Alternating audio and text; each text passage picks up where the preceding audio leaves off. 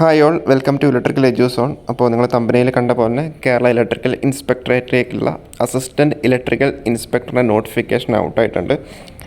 Category number വന്നിട്ടുള്ളത് 96/2025 category number. Scale of pay 55,200 തൊട്ട് 1,15,300 വരെയാണ്.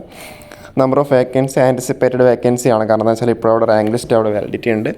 അതുകൊണ്ട് തന്നെ സ്വാഭാവികമായിട്ടും ആൻറ്റിസിപ്പേറ്റഡ് വേക്കൻസി എന്നുള്ള രീതിയിലായിരിക്കും അവർ ഇറക്കുന്നുണ്ടാവുക. മെത്തേഡ് ഓഫ് അപ്പോയിൻമെൻറ്റ് നമ്മൾ നേരത്തെ പറഞ്ഞ പോലെ ഡയറക്റ്റ് റിക്രൂട്ട്മെൻറ്റ് തന്നെയാണ്. ഏജ് ലിമിറ്റാണ് 22 തൊട്ട് 36 വയസ്സ് വരെയാണ് ഏജ് ലിമിറ്റ് ഉള്ളത് കേട്ടോ. 22 തൊട്ട് 36 വയസ്സ് വരെയാണ് ഏജ് ലിമിറ്റ് ഉള്ളത്. ക്വാളിഫിക്കേഷൻ പറഞ്ഞത് must possess degree in electrical engineering or its equivalent. BTech in electrical engineering ആണ് ക്വാളിഫിക്കേഷനായിട്ട് വരുന്നുണ്ടാവുക.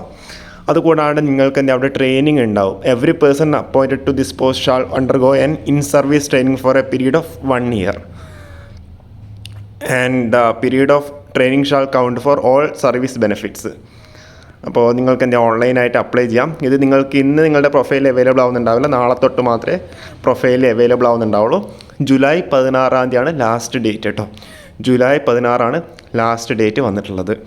അപ്പോൾ നമ്മൾ ഒരു വട്ടം കൂടി പറയാം. കാറ്റഗറി നമ്പർ വന്നിട്ടുള്ളത് 96/2025 കേരള ഇലക്ട്രിക്കൽ ഇൻസ്പെക്ടറേറ്റിലേക്കുള്ള അസിസ്റ്റൻറ്റ് ഇലക്ട്രിക്കൽ ഇൻസ്പെക്ടർ എന്ന് പറഞ്ഞ പോസ്റ്റിലേക്കാണ് നോട്ടിഫിക്കേഷൻ വന്നിട്ടുള്ളത്.